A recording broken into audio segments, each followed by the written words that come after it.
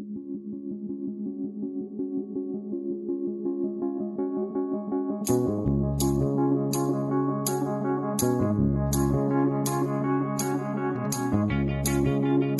guys! Today is gagawa tayo ng pancit bihon with sardinas. At ito yung kailangan natin. Kailangan natin ng bihon. Swan brand po yan. At saka sardinas, of course. Ito yung mga ingredients natin guys. Carrots, beans or bagyo beans. Depende sa inyo kung anong gusto nyo ilagay na beans. And garlic and shallots. And of course, duck cabbage. So, mag-start na tayo magluto guys. Ayan, naglagay tayo ng oil. And, sabihin natin yung garlic and shallots or sibuyas.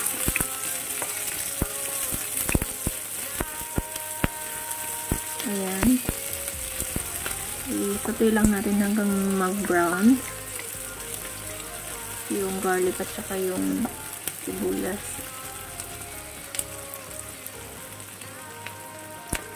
Request kasi to ng friend ko, ay ng pinsan ko, kaya nagluto ako ng sardinas na may bihon. Ay, bihon na may sardinas. Pareho lang yun guys, pancit bihon. So, ayan, medyo brown na yung ating sibuyas at saka bawang. Ayan, depende sa inyo, pwede unahin nyo yung laman ng sardinas or yung sabaw. Sa akin po, inuna ko yung laman ng sardinas. Pag lalagyan na siya mamaya ng tubig, saka ko ilagay yung yung sauce niya.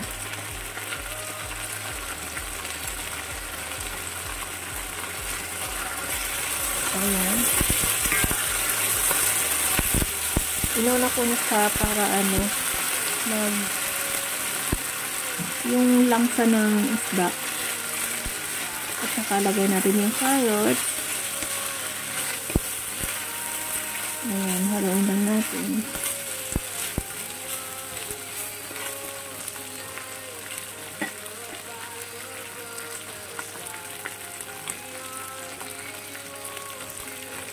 Ayan, isabay na rin natin yung bagyo beans.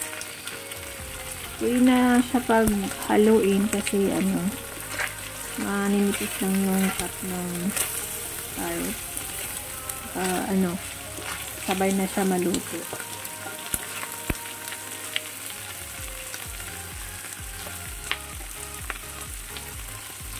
Nakita niyo yung isda para siyang yung parang durog. Madudurog siya. So ayan, naglagay tayo yung niya, yung lata ng sardinas, nilagyan ko siya ng hot water.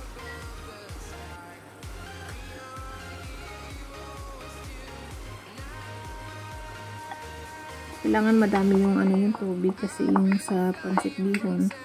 Ayan, saka ako nilagay yung sauce niya. Depende sa inyo kung pwede nyo pagsabayin na lahat yung sauce ng sardinas at saka yung laman. Pwede rin. Sa akin kasi hindi ko pinagsabay. Pero usually pwede na isabay yan. Depende sa inyo.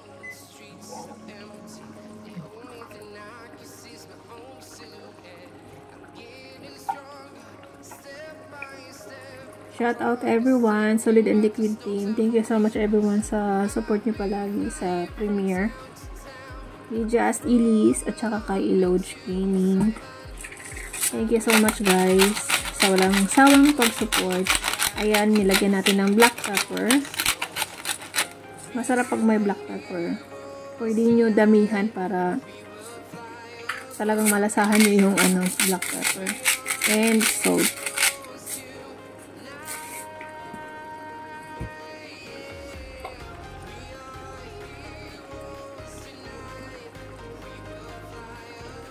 Ayan, naglagay rin ako ng vegetables powder para medyo malasa siya. Kung wala kayong ganyan, pwede naman salt and pepper lang. Pero usually yung iba ginisa mix or sa Pinas, Dito kasi iba. Ay, pareho lang naman. Pero, parang ano rin, pampadagdag lasa ba. So, ayan na. Medyo kulang pa yung tubig natin yun. Kaya kailangan natin magdagdag mamaya.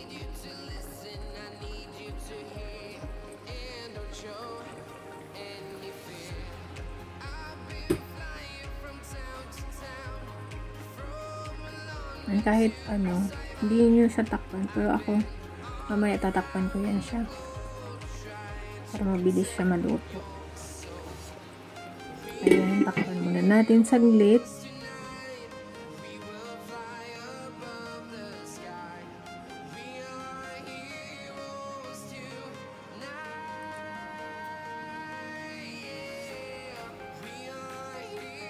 Nakita pa pala ako dyan saan. Guys, first time ko din gumawa ng ganito. First time ko gumawa ng ano, yung pancit bihon na may sardinas.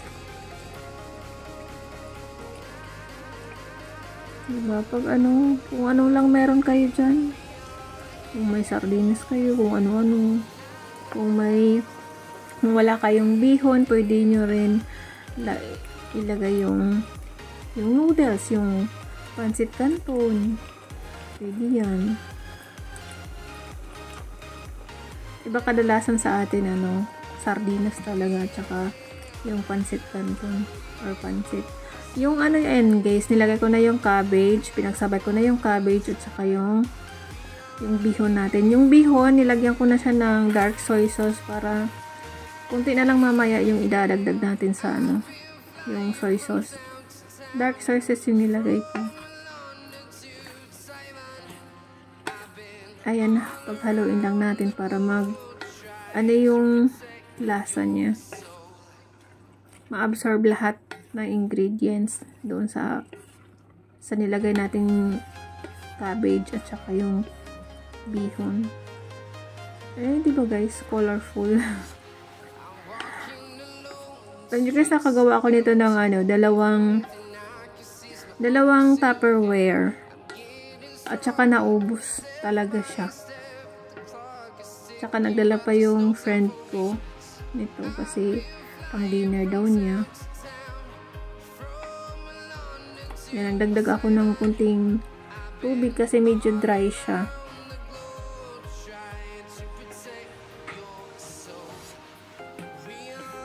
Try nyo din to guys pag wala kayong ano, ulam. Wala kayong ibang ano, maluto.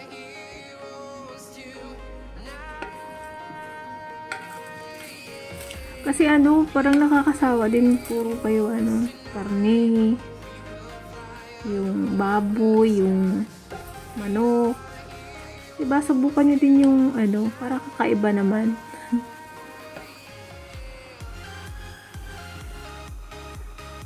May sardinas, why not? Diba?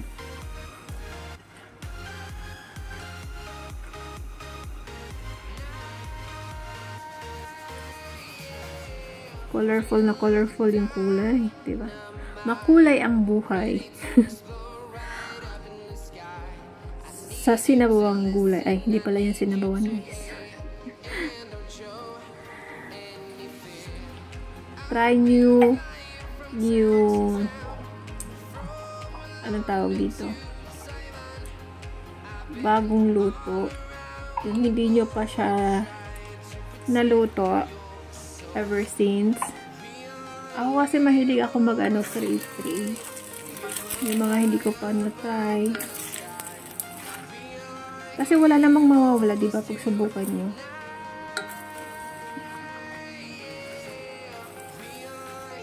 Kailangan siya, ano, halukayin kasi, ano, yung didikit siya sa kawali pag hindi nyo siya hinahalukay. Halukay bang tawag doon, guys?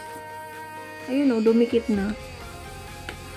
Dapat, ano lang, medyo hindi masyado malakas yung apoy para hindi siya masunog or dumikit. Ay, medyo okay na yan siya.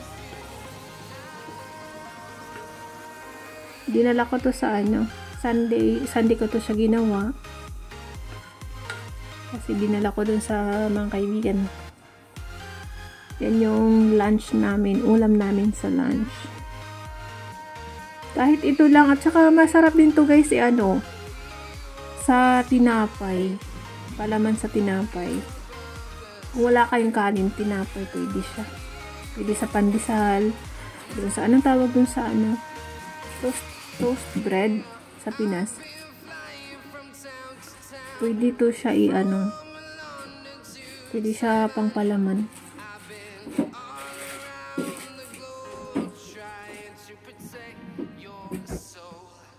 Ayan. Malapit na siya maluto.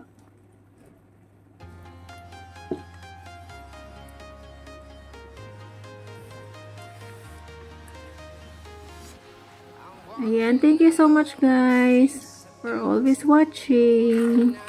Ay, nag-chopstick na ako kasi nadudurog na. Tingnan nyo guys, wala na yung sardinas kasi na talaga siya. Yung nag-melt na kumbaga.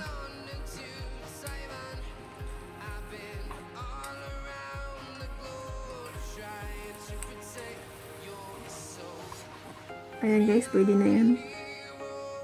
Yummy na yun, yummy. Pwede rin kayo magdagdag ng oyster sauce. Ako kasi nilagay ko lang soy sauce at saka dark soy sauce. Pero hindi pa rin siya ng soy sauce kasi na siya ng sardinas. Parang na overpower ba ng kulay ng sardinas. Ay, nagdagdag ako ng black pepper kasi masarap talaga pag may black pepper. At saka yung parang may kunting anghang. Kunting sipa ba? ng black pepper. Ayan guys, subukan nyo na. Madali lang. Ayan, nagdagdag ako nga ng dito, kunti. Oyster sauce para medyo may kunting tamis at anghang. Tama ba? Parang ganon. Medyo matamis-tamis siya kunti dahil sa oyster sauce. O diba, nawala nga yung soy sauce, diba? Wala kayo nakitang soy sauce. Kasi parang na-overpower siya ng sardinas.